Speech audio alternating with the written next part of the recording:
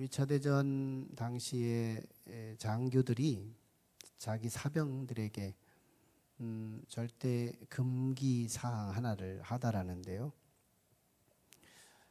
밤에도 이제 전쟁을 준비하고 하는데 아주 어둠이 땅을 짙게 내리칠 때 병사들이 가끔씩 이제 담배를 피우기 위해서 성냥불을 그어댈 때가 있어요. 그때 성냥불을 켜지 말라. 만약에 킨다면 비상 성냥불을 피는 특별 지역에 가서 성냥불을 켜라. 한밤중에 성냥불을 하나 잘못 끄셔대면 적군에게 아군의 진지가 노출되게 되고 그로 인해서 이 성냥불이 켜졌던 지역을 중심으로 포격과 폭격을 받게 된다면 아군 전 부대원들이 죽임을 당할 수 있다. 이런 이야기 때문이었어요. 사실 굉장히 개연성 있는 제안이었고요. 굉장히 위험한 일이었죠. 실제로 쌍원경으로 주변을 이렇게 하다가 불이 반짝이면서 켜졌던 그 지역에 성냥불 정도를 가시화되는 거리가 리미트 32km 반경, 거기까지 다 성냥불의 불빛을 확인할 수 있답니다. 실제로 그러니까 굉장히 한 사병이 이 담배 하나 피우기 위해서 아주 사소하게 불을 밝힌 그것이 전 대원의 몰사와 상관된다면 이 불빛 하나는 작지 않은 큰 요인일 수 있는 것이죠. 지혜자에게는 큰 것이 되겠지만 어리석은 자에게는 그건 아무것도 아닌 간과해버릴 수 있는 그런 작은 에피소드가 되겠죠. 어쩌면 다윗이 죽었습니다. 지난 시간에. 그리고 솔로몬이 이스라엘의 소위 3대 왕이 됩니다. 초대는 사울이고 2대는 다윗이고 그리고 3대가 솔로몬이 왕이 된 건데요. 1대는 결국은 대를 잇지 못하는 불행한 왕정이었고 그리고 신정왕국이라는 이름은 있었으나 실제는 신정왕국의 기틀조차도 마련하지 못했지만 다윗 때는 신정왕국의 기틀이 마련됩니다. 이제 다윗 때 신정왕국에 이제 터가 잡혔고 그다음에 이제 솔로몬 때 와서 신정왕국이 확산, 발전 되게 되는 그런 계기가 되는데요.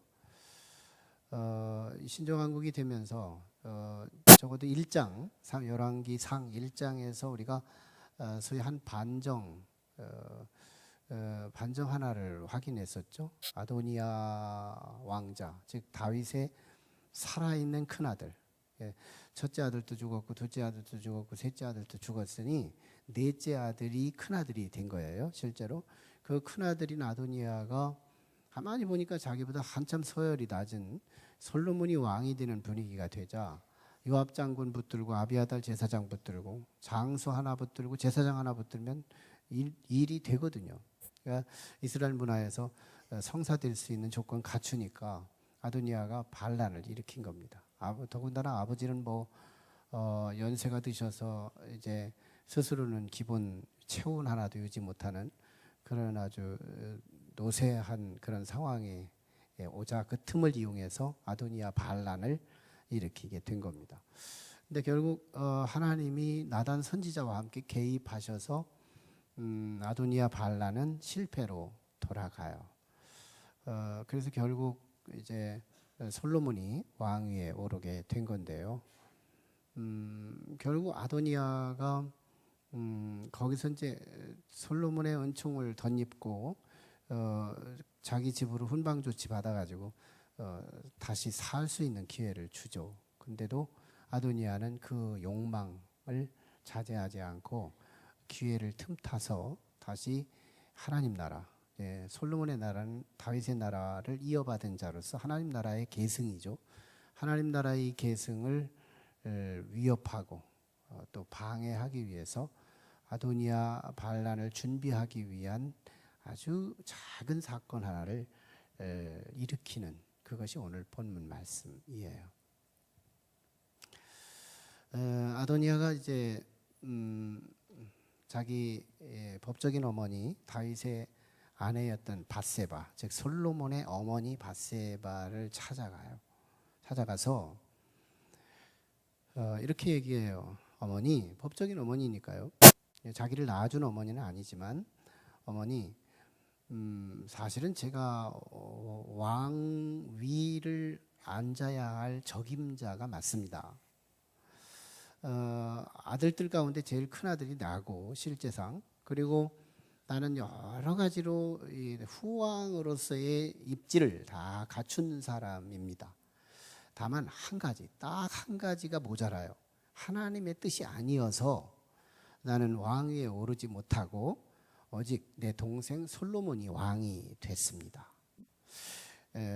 그래서 사실은 난 마음을 이미 접었는데요. 어머니,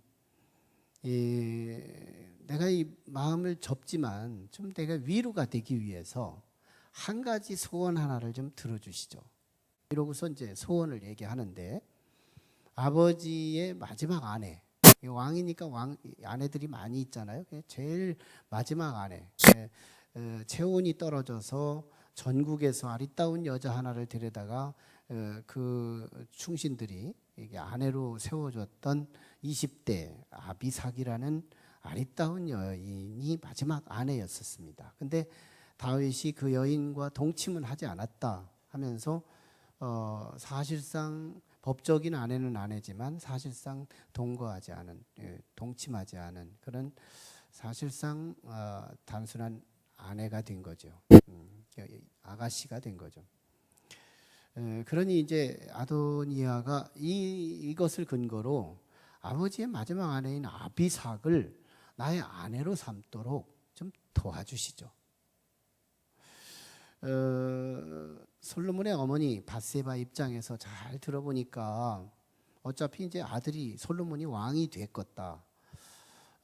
이 아도니아의 소원 정도는 뭐 아무것도 아니지. 뭐 그거 가지고 무슨 악재가 일어날 리가 없고 솔로몬에게 해가 될 것이 없다고 본 거예요. 그래서 그걸 오케이 하고 솔로몬에게 찾아갑니다. 솔로몬에게 찾아갔더니 솔로몬은 평상시 밧세바 자기 친모에게 얼마나 효심이 극진했는지 어머니의 말을 이렇게 거절한 적이 없어요. 어머니를 왕의 오른쪽에 모시고 굉장히 최대로 예우를 갖춰드린 거잖아요. 최고, 당신은 내 왕의 오른쪽입니다.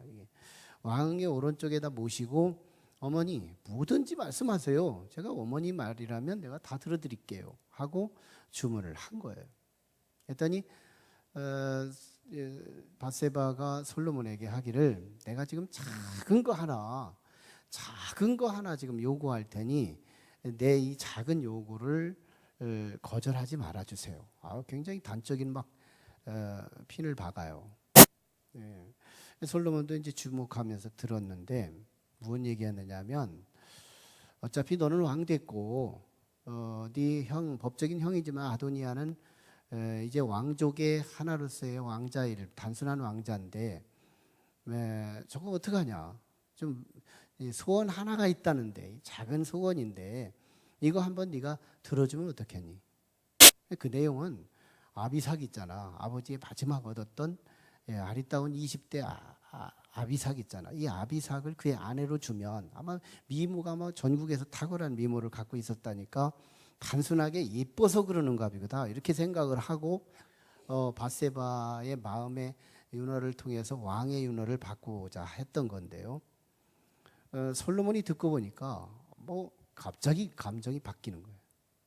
듣자마자 그게 무슨 말인지를 알아듣는 거예요.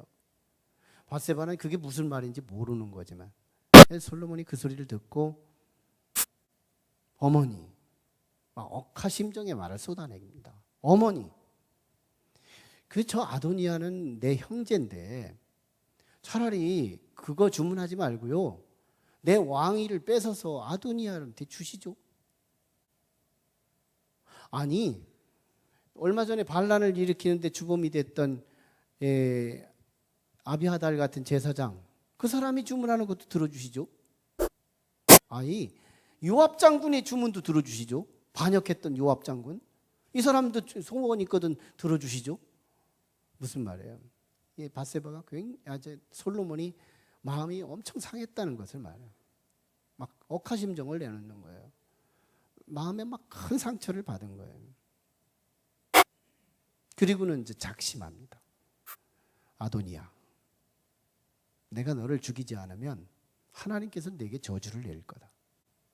반드시 죽이겠다. 그리고는 브나야 장군, 이제 다윗의 오른팔 장군 하면 요압 장군이고요. 예. 솔로몬의 오른팔 장군 하면 브나야 장군인데 브나야를 시켜서 처형을 한 거예요. 졸지에 이 아도니아는 칼 맞아서 죽게 됩니다. 이 이야기 속에서 우리는 세 종류의 사람을 확인하는데요. 첫 번째, 끝없는 욕망을 가진 우리는 아도니아를 보게 돼요. 끝없는 욕망을 갖고 있구나. 사실은 아도니아가 믿음의 사람의 유형이에요. 유형론으로 보면 세 종류의 사람 가운데 유형론으로 보면 믿음의 사람이에요.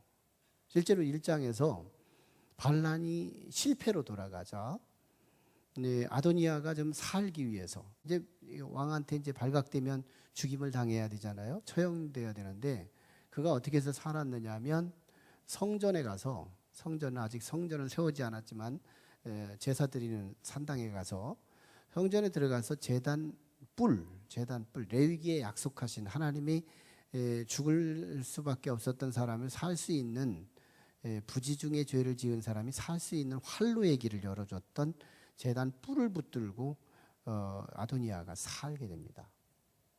제단 뿔을 붙들었다는 말은 하나님만이 나의 의지가 되시고 하나님께 내가 과거의 잘못을 시인하고 회개한다 하는 얘기를 인정하는 거였어요.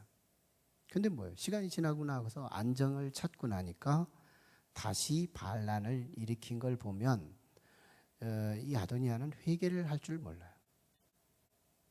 분명히 성도의 유형인데요. 회개할 줄을 몰라요. 예. 끝없는 욕망과 자기 야망을 키워가는 일에 끝이 없어요. 아무리 시간을 주고 아무리 기회를 줘도 아도니아는 자기의 욕망에 도취돼서 끝내 그걸 이루려고 하다가 순식간에 졸도하고 마는, 자신의 죽임을 당하고 마는 불행한 한 사람으로 우리에게 소개되고 있는 거죠. 성도의 유형 아도니아라면 오늘 우리는 어떤 형의 성도이십니까? 아도니아 같은 성도가 혹시 우리 자신은 아닐까 반성해 볼 필요가 있는데요. 아도니아 유형은 처음에 예수 믿을 때 뭐 회개하면 되겠지. 뭐 내가 잘못해서 무슨 회개하나? 그런 유형의 성도일 수 있어요. 하지만 정말 회개라는 것이 누구의 몫인지 아세요? 죄 많이 지은 사람의 몫인 줄 알지만 회개는 죄를 줄여가는 사람의 몫이요 성화되는 사람의 몫이라는 거예요. 신앙이 시작됐으면 성장해야 되잖아요. 변화되어야 되잖아요. 예, 어린아이는 소년 되고 소년은 청년 되고 청년은 어미와 아비가 돼서 이제 자기만 아니라 남들도 돌볼 줄 아는 성인이 되어가는데 목표가 있어야 되잖아요. 근데 안 크는 거예요. 신앙이. 왜 그래요? 회개가 없으니까요. 악한 사람들의 삶의 유형을 보면요. 악한 사람들은 죄를 많이 짓는 사람, 악을 많이 행하는 사람들이 단골로 내놓는 멘트가 뭔지 아세요? 내가 뭘 잘못했느냐는 거예요. 내가 뭐 잘못했느냐는 거예요. 내가 무슨 죄가 있느냐는 거예요. 내가 무슨 죄가 있느냐고 되물음을 하는 그 사람의 심리적 자신의 근황은 사실은 죄인이라는 걸 반증하고 있는 거예요.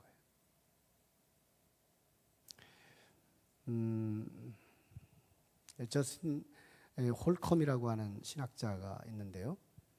그가 바울 사도의 선교 여행 과정을 1기, 2기, 3기로 나누어요. 그러면서 바울이 스스로 자기 인식에 근거해서 바울의 신앙 고백을 진단하는데요. 사실은 바울이 처음 초기 바울의 영성보다는 중기 영성이 더 성장된 상태였고요. 그리고 말기 영성은 순교까지 할 수 있는 믿음의 영성이었거든요. 근데요, 바울이 저스틴 홀컴이 말한 그 바울의 초기 서신에 나타난 바울의 신앙 고백을 보면 적어도 갈라디아서가 바울의 서신의 최초 서신이거든요. 그리고 고린도 전후서, 그리고 로마서, 이게 다 바울 서신이었어요. 6개의 책인데요. 이게 초기 서신이에요. 그 중에서 고린도전서 15장 9절에 나타난 신앙 고백이 쏟아지는데요. 나는 사도 중에 가장 작은 자라, 그렇게 말해요. 나는 사도 중에 가장 작은 자라. 자기를 누구하고 비교하느냐면요, 사도, 아포스톨로스, 사도라는 사람하고 자기를 비교해요. 그리고 살짝 구부려가지고 자기는 그 중에서 작은 자라. 겸손한 건 겸손한데 레벨이 벌써 뭔가 좀 뒤숭숭하죠. 레벨이. 사도하고 자기를 어깨를 나눠요. 이거 무슨 소리예요? 덜 성화됐다는 거예요. 덜 성화됐다는 거예요. 바울의 사도권에 대해서 얼마나 서신서에서 논쟁을 많이 했는데요. 근데 나중에 이제 중기서신, 즉 바울이 감옥에 2번 들어갑니다. 1차 로마의 감옥에 들어간 때가 있었고 2차 로마의 감옥에 들어가는데요. 1차 로마의 감옥에 들어가서 쓴 책이 옥중서신, 소위 에빌골빌, 에베소서, 빌립보서, 빌레몬서, 골로새서 해서 에빌골빌이라고 그래요. 이 4개의 서신서를 옥중에서 썼다 해서 옥중서신인데요. 이게 중기서신입니다. 그 중에서 에베소서 3장 8절에 나타난 신앙 고백, 중기 때 신앙 고백을 한 내용을 보면요, 뭐라고 표현하느냐면 나는 모든 성도 중에 지극히 작은 자보다 더 작은 자. 이제는 사도하고 비교하지 않아요. 성도하고 비교를 해요. 성도와 비교해요. 굉장히 자기 레벨을 낮추죠.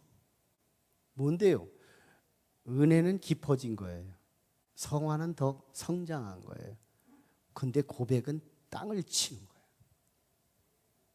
나중에 말기서신 2번째 옥중에 또 들어가요. 그때부터 이제 순교할 때까지 로마에서 이제 차명을 당해 칼로 목이 떨어져서 죽어요. 그때 죽음은 어쩔 수 없이 죽는 죽음의 순교가 아니고, 네가 예수를 부정할 수만 있다면, 네가 예수 운동, 예수를 복음을 전하지만 않는다면 살려주겠다는 조건이 있었음에도 불구하고 바울은 그래도 나는 예수 전할 수밖에 없어요 라고 말을 하면서 결국은 죽게 됩니다. 차명을 당해 죽어요. 근데 바울 사도가 그때 디모데전서 15장 1장 15절에서 고백되는 그 고백이 뭐예요? 나는 죄인 중에 괴수다. 레벨을 더 낮추죠. 여기서 영적 원리가 나오는 거예요. 악인일수록요, 내가 뭘 잘못했느냐고 오리발 내놓고요, 의인이 될수록 성화되면 될수록 그 은혜의 어마어마한 메가톤급 은혜를 경험하면서 상대적으로 나 같은 이 죄인에게 이런 은혜를 주셨다니 하고 자신의 자질을 죄인의 반열에 두고 고백하더라는 거예요. 누가 회개하는 거예요? 거룩한 사람이 회개하는 거예요. 우리는요, 이웃과 비교한 회개가 아니에요. 저 사람과 비교해서 나는 죄가 없다? 상대론이 아닌 거예요. 우리의 비교는요, 하나님인 거예요. 하나님은 거룩하시니 우리도 거룩하라. 하나님의 거룩에 견주어서 우리는 회개하는 거거든요. 근데 그 거룩의 근거에서 우리가 회개할 수 있는 힘은 거룩, 은혜에 압도될 때만 가능한 거예요. 누가 날마다 죄인이라고 고백하는지 아세요? 내가 믿음에 깊이가 생긴 사람, 은혜를 더 깊게 경험한 사람, 이런 사람들이 우리는 회개하는 거예요. 회개의 빈도는 성화의 성장을 결정하는 거예요. 교회에 어쩌다 한번 오고 실패의 좌절에 빠졌을 때만 주여 내가 죄인이에요 이러는 이벤트 회개가 아니라 우리의 회개는 문화인 거예요. 신앙생활 전말이 회개로 채워져야 하는 거예요. 아도니아 성도는 almost 크리스찬, 리얼 크리스찬에 닿지 못하는 준부정어, 정말 부정도 못 되고 그렇다고 해서 긍정도 못 되는 준부정에 해당되는, 성도 아닌 것도 아니고 성도인 것도 아닌 그 어정쩡한 위치에서 결정적으로서 끊어진 이런 그리스도인은 회개가 없는 거예요. 아도니아 성도는 회개가 없습니다. 그러니요, 가만히만 있었어도 자기는 왕족의 하나로 주변에 그 자신의 수공자들을 세워놓고 얼마나 호의호식하면서 이 은총의 초대장 노인의 시대를 경유해서 하나님 나라 갈 수 있었지 않았겠어요? 근데 졸지에 어느 한순간 자신의 분하야 장군에 의해서 칼 맞아 죽게 되는 이런 불행.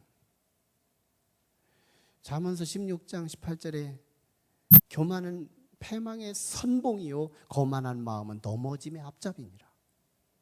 아도니아의 멸망은 교만 때문인 거예요. 교만이 회개를 못하게 하는 거예요. 교만이 신앙을 성장하지 못하게 하는 거예요.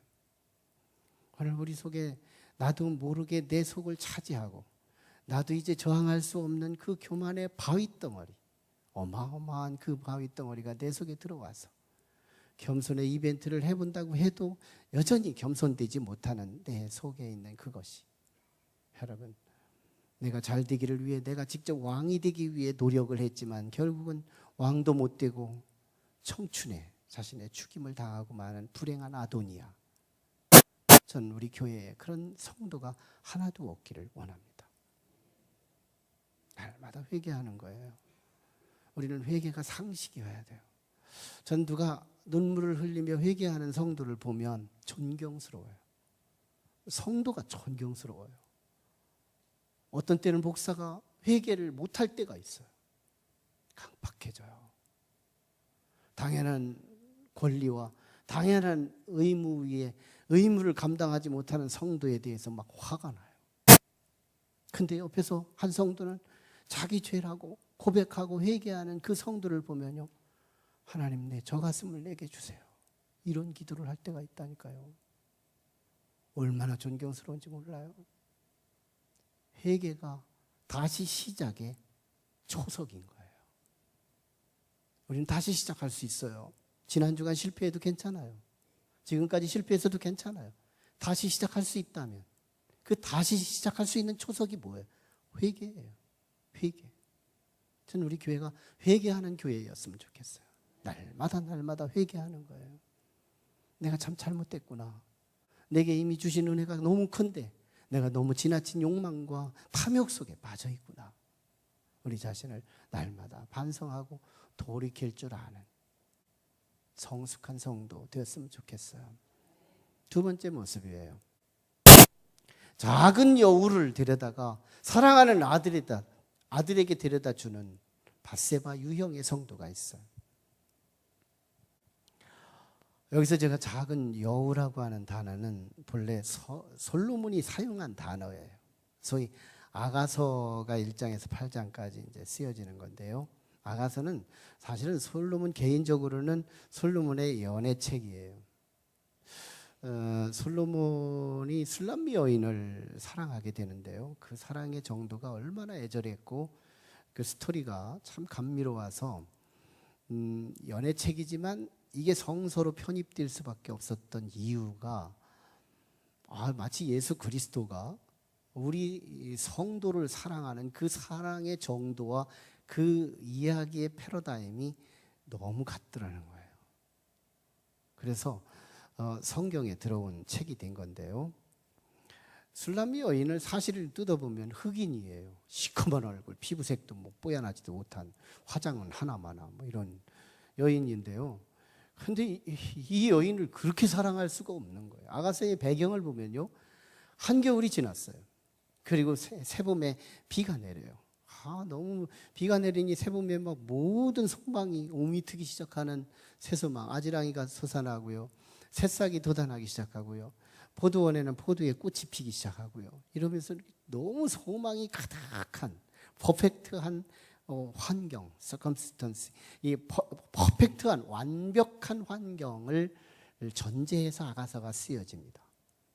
너무너무 아름다운, 완벽해요. 어떤 남자가 그런데요, 이런 남자가 제일 행복하다. 예, 한 남자가 미국이라는 집에서 일본 여자라는 여자를 데리고, 중국 음식을 차려놓고, 이태리 음악을 틀어놓고, 허드슨 강을 건너며 독일의 차를 타고 데이트를 하는 그 장면의 남자는 이 세상에서 제일 행복하다. 시체 흐르는 말인데요. 그 정도로 완벽한 그런 환경을 전제해서 시작된 게 아가서예요. 사랑하는 아내, 술람미 여인이 있죠. 환경은 새봄이죠. 삭막했던 겨울은 다 지나갔죠. 이제는 완벽한 퍼펙트한 파라다이스가 전제된 환경에서 아가서가 쓰여져요. 오른팔을 내놓고 술람미 여인을 베개하고 행복한 신랑의 아름다움을 드러낸 장면이죠. 근데 아가서에 하나가 문제가 생겨요. 이게 작은 여우예요. 2장에 나타나는 건데요. 작은 여우. 이놈의 작은 여우가 갑자기 포도원에 기습을 하면서 구멍을 뚫고 들어와요. 구멍도 작아요. 작기 때문에.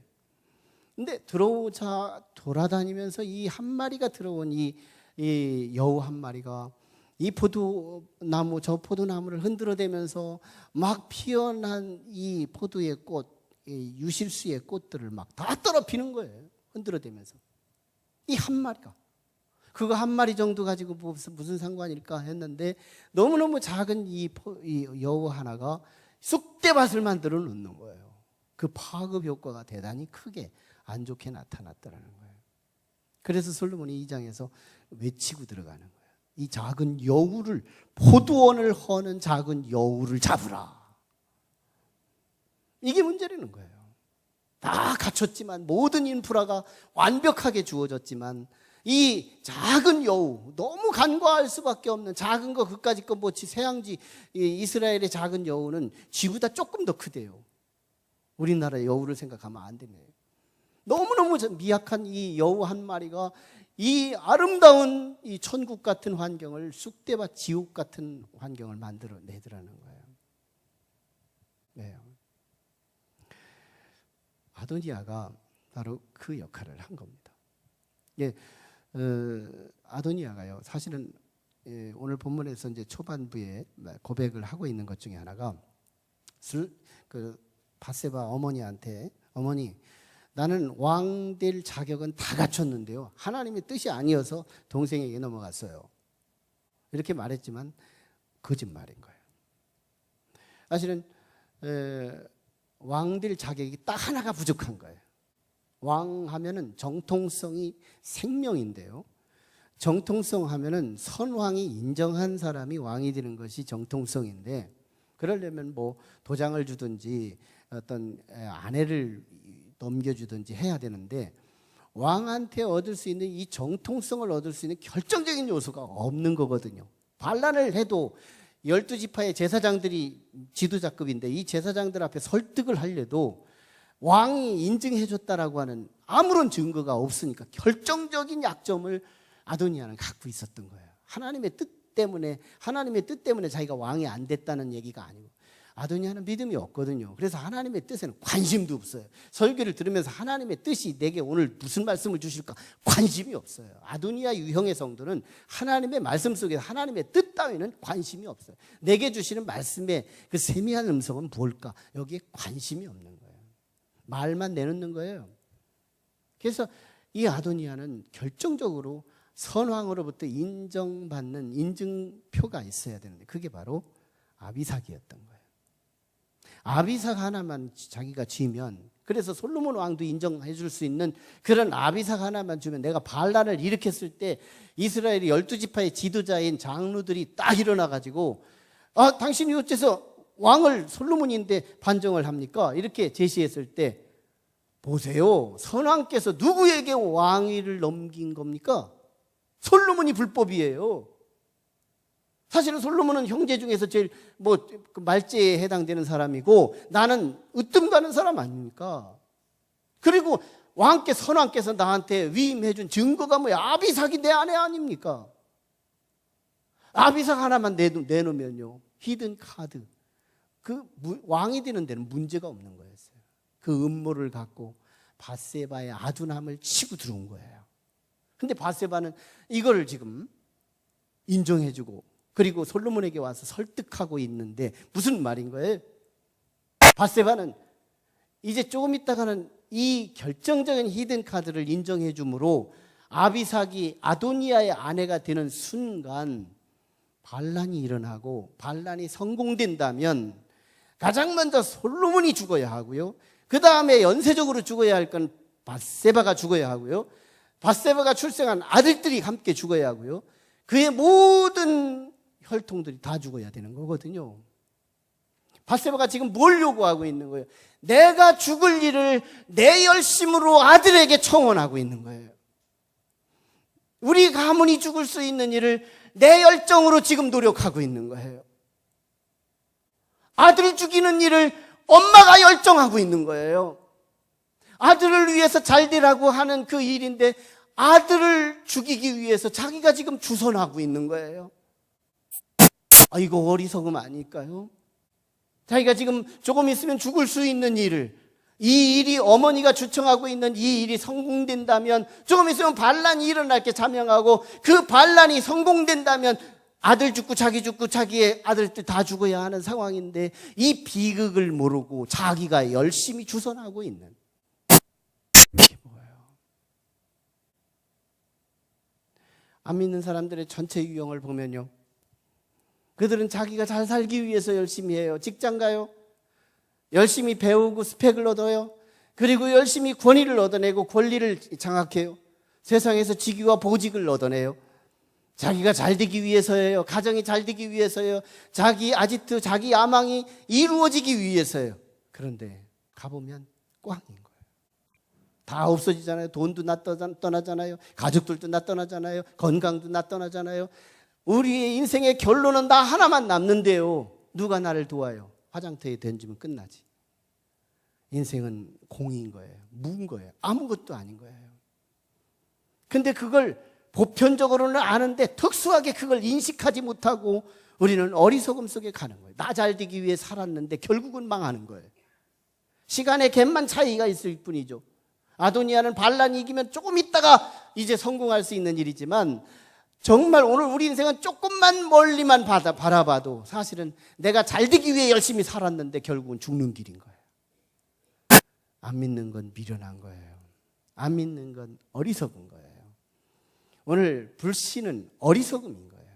오늘 우리가 모양이라도 이곳에 와서 하나님의 말씀을 듣고 하늘의 소망을 두고 하나님의 음성을 들어가며 그 주간 일용할 양식으로 우리가 신앙생활을 하고 있는 이 위치가 어떤 거예요?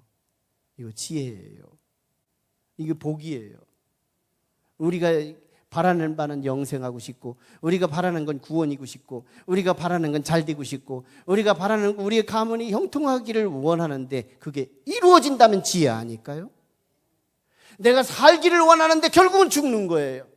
나이아가라 폭포 앞에서 한 까마귀가 얼음 조각을 타고 거기서 썩은 시신을 뜯어먹고 있어요. 위에서 독수리가 외치며, 야, 조금 있으면 너 나이아가라 폭포 어마어마한 낭떠러지로 너 떨어져 죽을 수 있어. 경고를 알립니다. 알고 있는 자가 복음이죠. 경고를 딱 알리는데 독수리는 이 까마귀는 이 소리를 들어가며 여전히 시신을 뜯어먹고 있어요. 그가 뜯어먹고 있는 이유는 내가 낭떠러지에 떨어지더라도 이 두 날개를 비상해서 결국 낭떠러지에서 내가 구원받을 수 있는 그 자신감이 넘쳤던 거예요. 그런데 웬걸요? 낭떠러지에 떨어지는 순간, 그래서 자기가 비상하려고 하는데 발톱이 얼음 조각에 박혀서 얼어버린 거예요. 얼음이 떨어지는 순간 그도 떨어졌고, 그래서 그가 떨어져서 죽었다는 그런 이야기인데요. 오늘 우리는 내가 그 죽을 일이 방금 앞에 있는데, 금세 앞에 주어져 있는데, 나는 지금 왕이 될 걸 꿈꾸고 있는 거예요. 나는 성공할 걸 꿈꾸고 있는 거예요. 이거 어리석음 아니에요? 내가 잘 되기를 기대하고 행했는데 결국은 정말 잘 됐더라. 내가 설계했던 그거보다 더 잘 됐더라. 내가 구원받고 싶었던 그것이 더 구원의 완성의 실물을 바라보게 됐더라. 지혜로운 거 아니에요? 내가 바란 그것이 이루어졌다면 지혜가 아닐까요? 지혜로운 거예요. 밧세바는 이런 일을 지금 하고 있는 거예요. 솔로몬을 보세요. 솔로몬은 지혜를 얻기 이전에 벌써 지혜가 있었던 사람이었어요. 나중에 열왕기상 나중에 이제 후반기에 가면 3장에 가면 솔로몬이 지혜를 구합니다. 그런데 그는요, 지혜를 구하기 이전에 이미 지혜가 있었어요. 지혜가 있었어요. 그래서 밧세바가 보는 아무것도 아닌 그 일에서 솔로몬은 왕족이 멸망되고 하나님의 나라가 파괴되고 신정국가가 무너지는 것을 보는 거예요. 이게 지혜예요. 작은 여우 한 마리, 그 너무너무 간과할 수밖에 없는 너무너무 작은 것이 하나님 나라의 왕위를 위협하고 하나님의 신정왕국을 깨뜨릴 수 있는 요인, 작은 여우를 간파해내는 솔로몬의 지혜. 여러분, 사랑해본 사람이 사랑해요. 사랑의 맛을 아니까. 믿음의 맛을 안 사람이 믿음을 또 찾아요. 믿음을 구해요. 우리는 믿음이 무언지를 알고 믿음을 경험해 본 사람은 또 믿음을 찾게 돼 있어요. 그래서 성장하는 거거든요. 영광이 무언지를 아는 사람은 영광을 또 구하게 돼 있어요. 모세가 시내산에서 하나님의 영광을 보았을 때 이스라엘 민족은 영광이 뭔지를 모르고 있었을 그때에 모세에게 하나님께서 내가 너에게 뭘 줄까 했더니 단박에 쏟아내놓는 게 뭔지 알아요? 하나님 영광을 보여주세요. 하나님 영광을 보여주세요. 여러분, 하나님의 영광의 그 아래에 놓여보세요. 우리 상처, 지난 주간에 있었던 아픔, 그거 순식간에 녹아지는 거예요. 하나님 나라는 영광의 나라예요. 그곳에 가서 이 땅에 응어리진 것들 다 그거 어떻게 처리하나 걱정할 거 없어요. 그 영광의 휘하에 놓이기만 하면 우리는 다 녹아지는 거예요. 어마어마한 은혜가 옹졸했던 상처들을 다 녹이는데 넉넉한 따뜻한 온도를 이루어요. 여러분, 솔로몬은 지혜로웠어요. 그래서 솔로몬은요, 지혜를 구하기도 전에 지혜가 있었고 그 지혜의 맛을 알기에 하나님의 요청, 일천번제를 드리고 내가 너에게 무엇을 줄까? 하나님의 내 지혜를 주세요. 내 백성을 바르게 지도할, 내 백성을 바르게 판단할 내게 지혜를 더해 주시옵소서.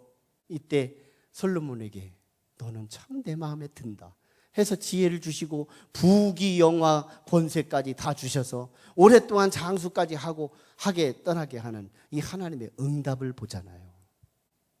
지혜예요. 여러분, 뭐가 지혜일까? 솔로몬 하면 아이콘이 지혜거든요. 솔로몬의 아이콘은 지혜예요.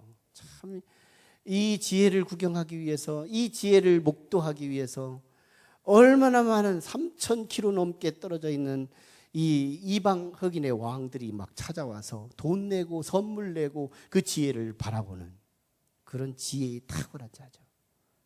근데 예수님께서 누가복음 11장에서 뭐라고 말씀해요? 솔로몬보다 더 큰 이가 여기 있으니. 솔로몬보다 더 큰 이가 여기 있으니. 지혜가 뭐예요? 그 솔로몬보다 더 큰 일을 내 마음에 품는 자예요. 지혜가 뭐예요? 예수 믿는 사람이에요. 진정성 있는 예수 믿는 사람이 지혜예요. 오늘 지혜가 뭐예요? 오늘 여기 앉은 여러분들이 지혜인 거예요. 내가 누군지는 알고서 앉아 있어야 되잖아요. 내가 지혜로운 자예요. 여러분들이 지혜로운 자예요. 여러분의 결론은 여러분이 기대한 것 그 이상으로 이루어질걸요. 내가 기대하는 건 왕인데 오늘 죽는 일이라면 이건 미련함이지만, 내가 기대하는 건 주먹만한 건데 내가 결론이 이루어지는 건 어마어마한 달덩이 같은 그 축복이 내게 이루어진다면 그건 지혜인 거죠. 우리가 결론이 잘 될 이유가 뭐예요? 예수님 때문에요. 솔로몬보다 더 큰 일을 내가 가지고 있잖아요. 솔로몬보다 더 원대한 지혜를 가지신 그분을 내가 믿고 있잖아요. 하나님을 믿지 예수 그리스도가 내 안에 없다면 나는 내가 바라보면 나만 바라보는 거예요. 내가 행하면 나만 행하는 거예요. 내가 가면 나만 가는 거예요. 내가 노력하면 나만 노력하는 거예요. 그러나 예수 그리스도를 믿을 때 내가 보는 그것을 주님도 함께 봐요. 내가 가는 그곳에 주님도 함께 가요. 내가 하는 그곳에 주님도 함께 행해요. 내가 세우는 그곳에 주님도 같이 세워요. 뭐요? 우리는 주님이 함께 하는 거예요. 나보다 탁월하신 그 주님이 내 인생에 함께 동행함으로 내가 만드는 인생의 작품은 주 그리스도의 작품이 되고 있더라는 거예요. 얼마나 아름다움이에요. 오늘 내가 어떤 사람인지를 알아야 돼요. 여기에 진정성은 필요해요. 진정성 없는 아도니아가 문제가 있던 것처럼, 진정성 없는 어리석은 밧세바가 문제였던 것처럼, 그러나 어떤 같은 말 속에서도 이건 작은 여우의 하나야. 우리 가정의 신정왕국을 파괴하는 작은 거야. 우리 교회의 신정왕국을 파괴하는 작은 여우야. 우리의 마음에 내 마음속에 마귀의 나라, 하나님의 나라의 신정왕국을 파괴하는 이 작은 것, 그거 하나를 간파할 줄 아는 지혜가 있다면 우리는 죽어서 천국이 아니라 이 땅에서도 천국을 누리게 될걸요. 2차 대개전 때 영국의 함선 중에 하나가 미국에 건너가요. 샌프란시스코 항구에 가야 됩니다. 그래서 굉장히 군사 기밀을 가지고 가야 될 때 조그마한 배였어요. 그 사공이 굉장히 두려웠습니다. 인도양을 건너가는데 얼마나 두려워요. 이 전쟁이 지금 아직 끝나지 않은 상황에서 여기저기서 폭격을 하고 또는 적선이 나타났을 때 어떻게 처리해야 할지. 그때 사령관이 그 선장에게 지시합니다. 내가 비밀 부호를 줄 테니 너는 이 비밀 부호를 가지고 내게 무전을 하라. 그러면 내가 그때마다 네가 행할 지시를 내가 주리라. 그때 두려웠지만 사령관의 그 소리를 듣고 마음의 안도를 가지고 배를 타고 이제 샌프란시스코 항구를 향해 갑니다. 가는데요, 적선이 나타났어요. 두려웠죠. 굉장히 두려웠죠. 상관이 지시한 대로 비밀 부호를 통해서 무전기를 해서 상관하고 통화를 하게 됩니다. 상관이 지시합니다. 말합니다. 네가 보고 있는 적선 나도 보고 있다. 두려워하지 말아라. 두려워하지 말아라. 너는 그대로 항해를 하라. 그래서 계속해서 샌프란시스코 항구에 도착하라. 지시를 내려요. 그 소리 듣고 너무너무 평안했어요. 그리고 샌프란시스코 항구에 도착해서 주변에 배가 없었던 그 잔잔한 배, 바다에 자기가 조금 전에 확인하지 못했던 또 다른 배 하나가 육지로 수상으로 올라온 거예요. 알고 보니 잠수함이었어요. 최초의 잠수함. 잠수함 속에 사령관이 타고 있었고, 나만 적진을 보고 있는 줄 알았는데 사령관도 함께 보고 있었고, 나만 내 무기만 있는 줄 알았는데 사령관의 무기가 있었고, 어마어마한 무기를 탑재하고 이 잠수함이 이 선장을 보호하고 있었던 거예요. 여러분, 이사야 41장 11절을 보면 두려워 말라. 이스라엘을 향하여 하나님이 주신 말씀이잖아요. 두려워 말라. 나는 하나님이니 놀라지 말라. 내가 너와 함께함이라. 오늘 우리는 그런 사람이에요. 오늘 우리 자리를 견고하게 하셔야 돼요. 어둠의 사탄 마귀가 사실적 근거를 가지고 내 신앙을 흔들어대고 있어요. 작은 여우가 이 지혜의 자리에서 벗어나도록 작은 여우 한 마리가 나를 세미하게 뚫고 들어오고 있어요.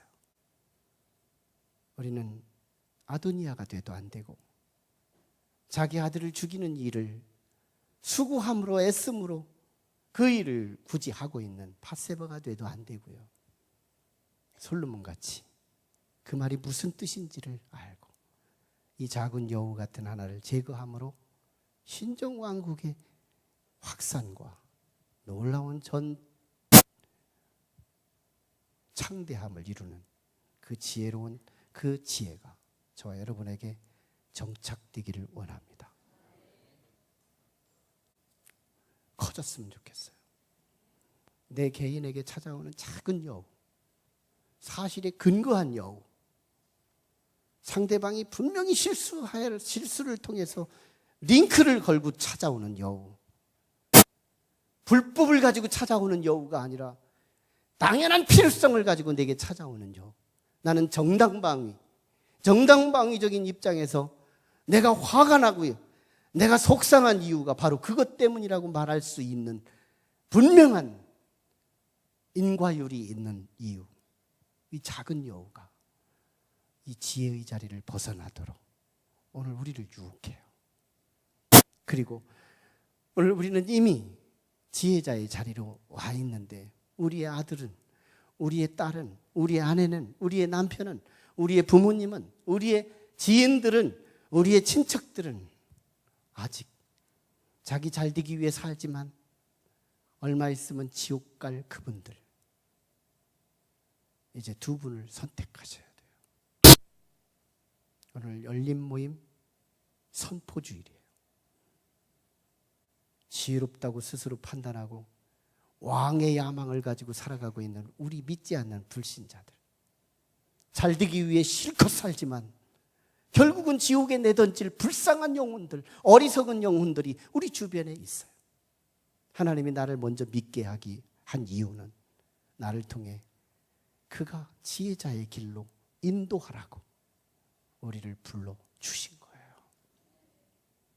그 사명 감당할 때 남 살리다 내가 살고, 남 일으키다 내가 일어나고, 남 구원하다가 내가 더 구원받는 지혜를 더하는 그런 축복이 저와 여러분에게 함께하기를 주의 이름으로 축원합니다. 기도해요. 함께 같이 기도하실 때, 하나님, 우리의 가슴의 신정왕국, 우리 가정의 신정왕국, 우리 교회의 신정왕국, 우리 직장의 신정왕국, 우리 나라의 신정왕국, 이걸 파괴하기 위해 작은 쥐새끼보다도 조금 더 큰 작은 여우 한 마리를 하나님 제거할 수 있는 지혜를 더해 주시옵소서. 간파할 수 있는 지혜를 더하여 주시옵소서. 아버지 하나님, 내가 잘 되기를 위해 내가 열정을 다하고 수고했지만 조금 있으면 칼 맞아 죽을 수밖에 없는 아도니아 인생이 되지 말게 하시고, 밧세바같이 자기 아들이 죽는 길을 열정적으로 자기 아들에게 와서 주선하는 어리석은 인생이 되지 말고, 예수 그리스도 솔로몬보다 더 큰 일을 내 가슴에 품고 예수를 진정으로 믿는 예수 진정한 리얼 크리스찬이 되도록 하나님 도와주시옵소서. 오늘 내 지혜의 자리를 작은 여우 한 마리가 침투해서 믿지 못하게 방해합니다. 예수 믿는 걸 방해합니다. 타당성 있는 여우가 찾아와서 방해합니다. 당연한 합리적인 여우가 찾아와서 방해합니다. 그럴 만한 이유를 가지고 내게 찾아와 내 구멍을 내려고 합니다. 하나님, 이걸 간파하는 지혜를 더해 주시옵소서.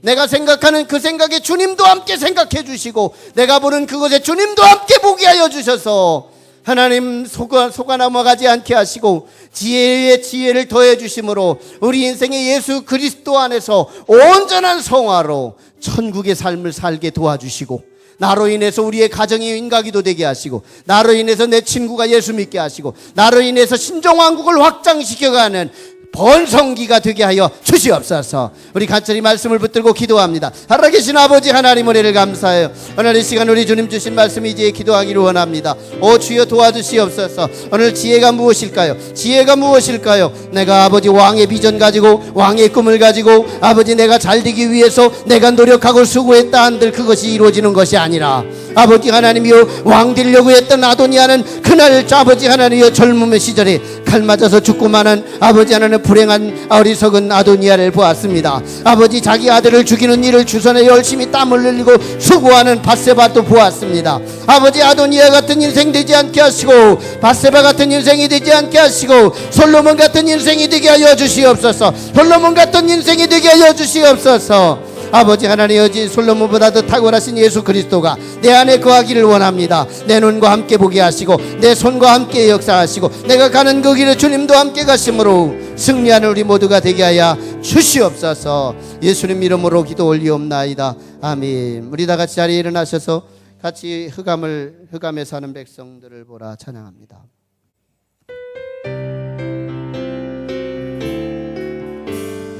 흑암에 사는 백성들을 보라. 수많은 심령 멸망하겠네. 그 누가 갈까 보의 복음 들고 생명을 구원하는 곳으로. 큰 권세 주께 있으니, 큰 권세 주께 있으니, 나는 가서 주의 복음 전하라. 주가 너 항상 온천하 만민, 온천하 만민, 온천하 만민 승리의 그날에 영광과 찬송 주께 드리네. 속죄함 믿어 구원받았으니 기쁘게 할렐루야 부르세. 큰 권세 주께 있으니, 큰 권세 주께 있으니, 너는 가서 주의 복음 전하라.